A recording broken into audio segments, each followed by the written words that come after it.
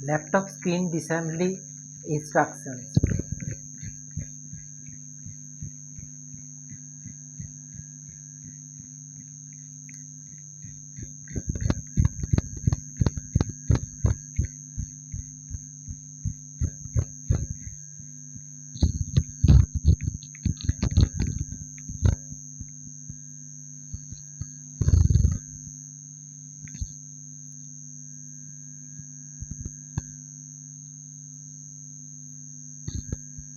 Laptop screen disassembly instruction. Most screen can be disassembled without removing from the bottom case, but some models will now allow removal of the front bezel without first removing the screen away from the base. To start the disassembly, you will need to remove any retaining screws on the front frame bezel, which are typically located on or four corners of the screen and some in the upper and lower center area of the frame. A lot of newer laptops will have fewer screws used and more snaps. They will also use flat hidden screws cover that are thick sticker that cover are not the typical rubber so screw rubber. Use a razor blade to extremely thin plastic tool to pry the screw covers away from the bezel, making sure not to scratch the bezel or not to ruin the screw cover away from the bezel, making sure not to scratch the bezel or not to ruin the screw cover. Once the screws are removed 2 to 8, you can remove the front bezel from the rear lid. This does not just lift the right up now, it will be snapped onto rear panel, and you will need to up snap all the locking tabs all the way around the screen. You will start this process using a guitar pick or similar tool and start at the upper right corner of the screen. Wedge the pick between the bezel and rear panel and pry towards the front, prying away from each other. You will eventually unsnap the nearest snapping tab, then continue round the lid. I have found it easier if you slightly bend the area you are unsnapping inward forward the center of the screen, and the locking panel tab will release easier.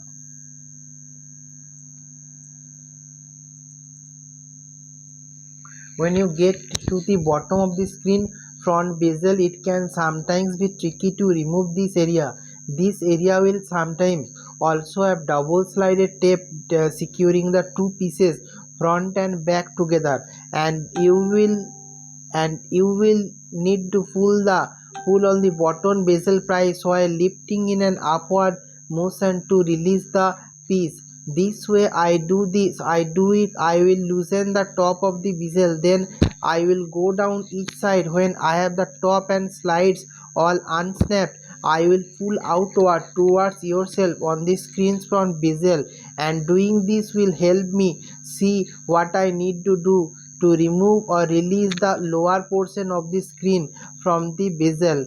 Take a look at the hinge area. Some laptops are built so that the front bezel curves around the under the hinge.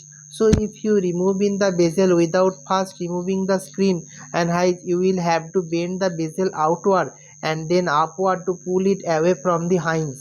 It is a little bit tricky, but it practices gets easy.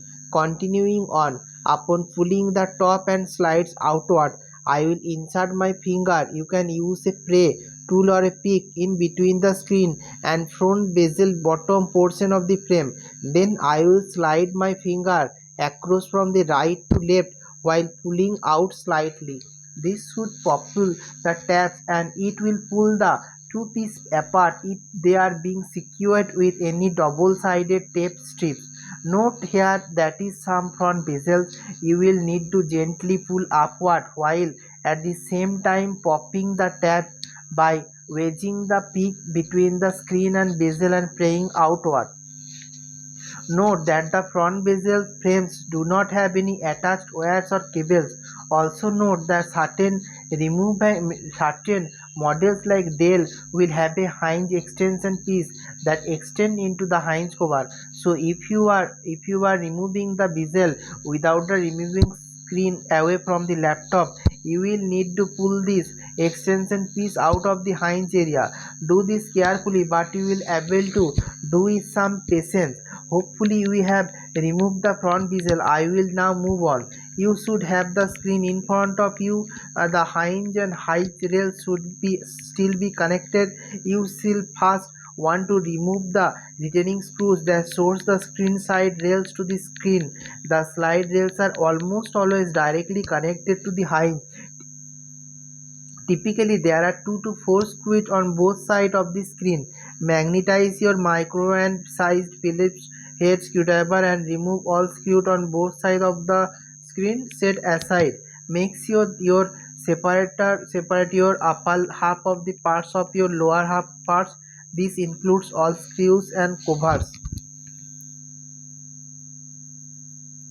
Some hinge rails also have the screech at the top level. You will removing on the bottom. You will remove to allow the screen by remove. I will typically leave the bottom screw screwing the hinge to the lid unscrewed, and I will pull the screen away from the lid. The only tricky part doing this at the bottom can be difficult to remove this without losing or removing the bottom high screech. Now before you pull the screen from the rear lid, unplug the webcam if applicable and unplug the CCFL bulb wires. Plug from the power inverter if able to. Unplug the display cable wire set that runs to the power inverter. Grab the top center of the display screen and pull it forward to lie it flat face down in front of the lid. Note that the screen will raise the palm rest if you are doing this without removing the screen from the laptop bottom base. You have to have the screen face down so that you can detach the display cable from the rear side of the screen. All display cables will have a piece of pull tab attached to them. Some will be fully secured to the screen rear side and some will have an area at the tip of the tab. Tab is not sticky, allowing you to grab the peel and adhesive part free. Then you will be use that tape to pull the display cable free from this port and the real flange. Some display cables will also have a rectangular metal wire pull it that the blue, white, a black plastic pull tab attached. You will do the same with this and grab the end of the pulling it downward to release the display cable from the plug port. Some cables will also have locking tab on the left and right side. To release the cable, we will need to depress both the left and right side simultaneously while pulling the cable flat away, not upward. Assuring you already unplugged the power inverter, set the screen aside and you will have completed the screen disassembly and remaining parts will stay in place. Some screens will also have secondary horizontal support rails. Remember their position when reassembling and do not forget to reinstall them. Thank you for listening.